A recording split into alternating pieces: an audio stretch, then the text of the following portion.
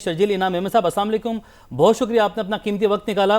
अभी chief election commissioner Azad Kashmir हमारे साथ मौजूद थे, उनसे हमने सवाल किया कि पीपल्स पार्टी के कुछ तहफ़्फ़ुज़ात हैं और उन्होंने कहा कि हम तक तहफ़्फ़ुज़ात पहुँचे हैं और हमने उसके ऊपर एक्शन भी लिया है। तो सर, यही जानना चाहेंगे आपसे पहले कि इंतखाबी अमल के ऊपर आपकी जमात की क्या टेक है कि इंतखाबी अमल बिल्कुल ठीक रहा, दुरुस्त अंदाज में रहा और ज़ाब्ते अखलाक के ऊपर दीगर जमातों ने भी अमल किया। आपकी शिकायत पहुँची हैं अगर वहाँ तक, तो उन्हें क्या एंटरटेन किया गया है?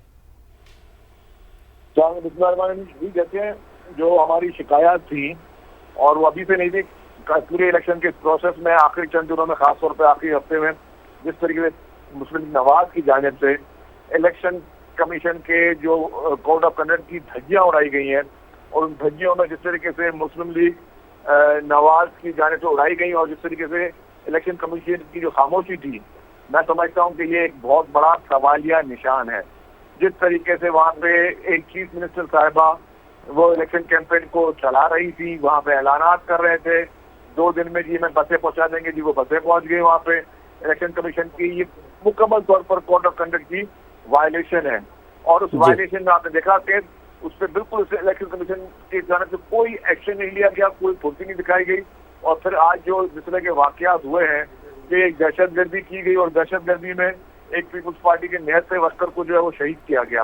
और उसी तरीके उसी हल्के में हुआ LA9 में, जहाँ पे 3 दिन पहले एक वीडियो आई कि वहाँ पे मुसल्ला जत्थे फायरिंग कर रहे हैं और सरेआम कर रहे हैं, कुछ छुपके नहीं कर रहे, सरेआम सड़कों पे फायरिंग कर रहे हैं और इलेक्शन कमीशन ने उसका भी कोई नोटिस नहीं किया, ना ही उस कैंडिडेट को गिरफ्तार किया। ये बहुत सारे खजात हैं। फिर अभी भी वफा की वज़रा वहाँ पे मौजूद है, सरकारी मशीनरी को इस्तेमाल करने की कोशिश कर रहे हैं। तो जिस तरीके से आप देख रहे हैं कि इलेक्शन कमीशन की जानिब से भी वहाँ खामोशी इख्तियार की गई है, तो इसको पे हमारे तहफ़्फ़ुज़ात हैं। और मुस्लिम लीग नवाज जो है उनके गुल्लू भट्ट जिस तरीके से दहशतगर्दी कर रहे हैं, मुस्लिम लीग नवाज समझते हैं जिस तरीके से उन्होंने 2024 के इंतखाबात को चोरी किया, जिस तरीके से फॉर्म 47 के जरिए वो इक़्तिदार में आके बैठे हुए, तो वो आज़ाद कश्मीर के इलेक्शन को भी चोरी करेंगे। आज़ाद कश्मीर के इलेक्शन को चोरी करने नहीं दिया जाएगा किसी भी सूरत में। शर्जील मेमन साहब, कुछ इसी किस्म के तहफ़्फ़ुज़ात नून लीग भी रखती है। आपने देखा कि राना सनाउल्लाह साहब ने भी कुछ इसी नौयत के इल्ज़ामात लगाए हैं। तो 2 बड़ी जमातें जो बड़ी 2 स्टेक होल्डर्स हैं इन इलेक्शंस के अंदर, वो ही इल्ज़ाम लगा रही हैं पहले फेज़ के अंदर। तो बाकी 2 फेजेस के अंदर हम क्या समझे कि किस किस्म के इल्ज़ाम तराशी सामने आएगी या इलेक्शन आगे कैसे बढ़ेंगे? देखिए, हम चाहते हैं कि इलेक्शन पुरअमन हो। नून लीग जो भी हारने वाला होता है वो कहता है कि मैं किसी गड़बड़ करूँ कि हालात खराब हो। पीपुल्स पार्टी किसी भी सूरत में नहीं चाहेगी कि हालात खराब हो। पीपुल्स पार्टी चाहती है कि पुरअमन इलेक्शन हो, पुरअमन तरीके से रहे और हमारे सारे वर्कर को पार्टी की लीडरशिप की जानिब से भी ये हिदायत है कि वो बिल्कुल पुरअमन रहे। लेकिन अगर नून लीग जो है वो मुसलसल एक हटधर्मी पे तुली हुई है कि कहते हैं जिसकी लाठी उसकी भैंस, और जो है हमारी वफाक में हुकूमत है और हमारी पंजाब में हुकूमत है, हम अपनी मर्जी चलाएंगे, इस तरह मर्जी नहीं चलाने देंगे। ये इस तरीके से इंतखाबात को रिग करने या जिस तरह मैंने कहा कि फॉर्म 47 की पैदावार जिस तरह वो खैराती मैंडेट पे बैठे हैं, वो खैराती मैंडेट में अगर यहाँ पे लाने की कोशिश करेंगे तो उनको नहीं दिया जाएगा। सही। शर्जील साहब, ये बस फरमा दीजिएगा कि chief election commissioner Azad Kashmir भी समा के साथ मौजूद थे और उनसे यही सवाल किया समा ने कि पीपल्स पार्टी ने भी इस पर, इस्तेकाम पाकिस्तान पार्टी ने भी जो बसों के ऐलानात किए गए इस पर सवाल तो उठाए हैं दीगर तमाम सियासी जमातों ने। उन्होंने ये कहा कि बसें तहवील में ले ली गई हैं और इस पर कार्रवाई की गई है और बसें अब नहीं वहाँ पर मुंतकिल की जाएंगी। तो क्या आपकी इस शिकायत के ऊपर आपको लगता है कि कार्रवाई जो होनी चाहिए थी वो की गई है? बिल्कुल नहीं की गई है। 2 बातें, एक तो बसें अंदर पहुंची कर, मैं कहता हूँ कि अवाम के लिए कोई चीज़ आए भले आए, अच्छी बात है, लेकिन जिस टाइम से आनी चाहिए उस टाइम से आनी चाहिए। और इलेक्शन में ऐलाना और इलेक्शन में आना वो मुनासिब नहीं था। अच्छा, फिर ये कहना कि इलेक्शन, वो कह रहे हैं कि उन्होंने बसें तहवील में ले ली गई, तो इसका मतलब कि चीफ इलेक्शन कमिश्नर ये समझा कि गैर कानूनी तौर पर आई थी उन्होंने तहवील में ली, तो जिन्होंने भेजी है उनके खिलाफ क्या कार्रवाई की उन्होंने? तहवील में तो ले लिया। मिसाल के तौर पर एक आदमी बगैर लाइसेंस के हथियार लेकर आया है, आपने हथियार तहवील में ले लिया, लेकिन जो आदमी हथियार लेके आया उसके खिलाफ भी तो कार्रवाई होती है ना। तो चीफ इलेक्शन कमिश्नर साहब ये बताएंगे अगर आपने बसें तहवील में ले ली, लेकिन अगर वो गैर कानूनी तौर पर बसें आई थी तो जिन लोगों ने गैर कानूनी तौर पर बसों को भेजा था उनके खिलाफ क्या कार्रवाई किया? किसी के खिलाफ पर्चा कटवाया चीफ इलेक्शन कमिश्नर साहब ने? किसी के खिलाफ कोई एक्शन लिया?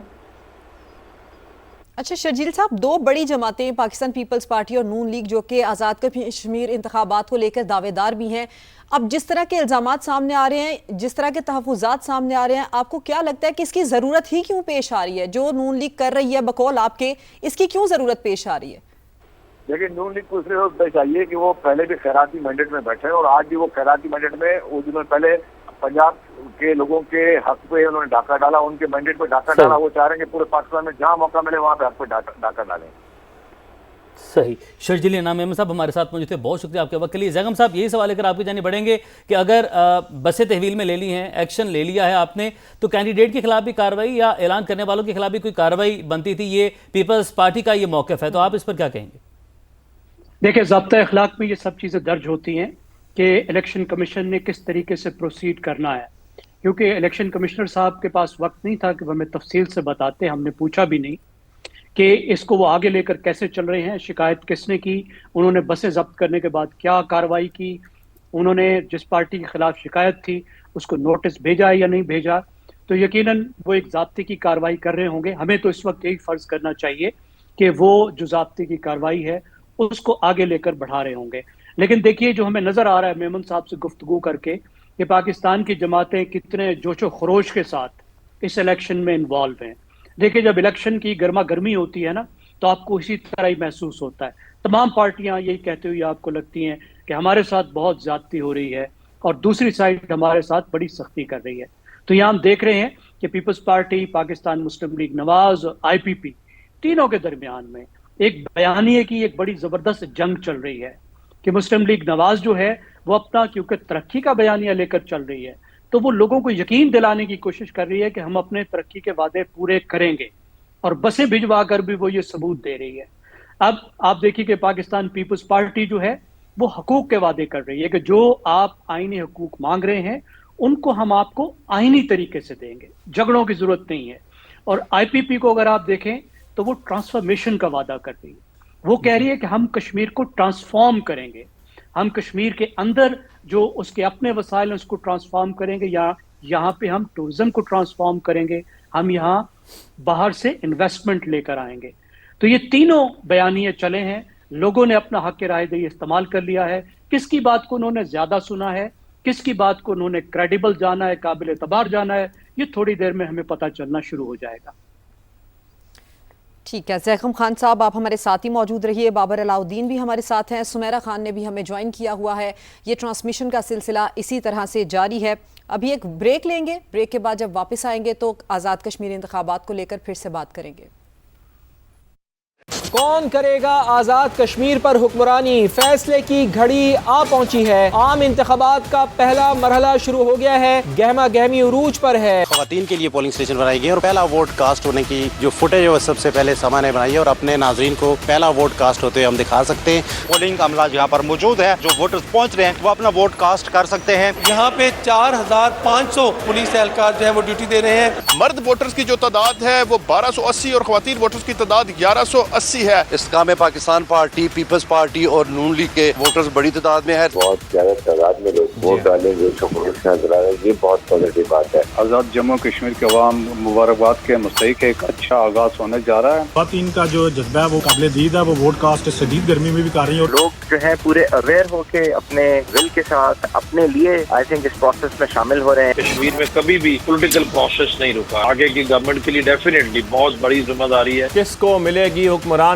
आजाद कश्मीर में पोलिंग जारी, पहले वोट से हतमी नतीजे तक समा की भरपूर खुसूसी कवरेज जारी है। सब लोग निकलें, अपना वोट कास्ट करें। वोट कास्ट करने के लिए माशाल्लाह अच्छी तादाद में खवातीन आई हुई हैं। बड़ी खबर है, इलेक्शन कमीशन के हिदायत पर आजाद कश्मीर पोलिंग का वक्त 1 घंटा बढ़ा दिया गया है। हर खबर सबसे पहले सिर्फ समा पर।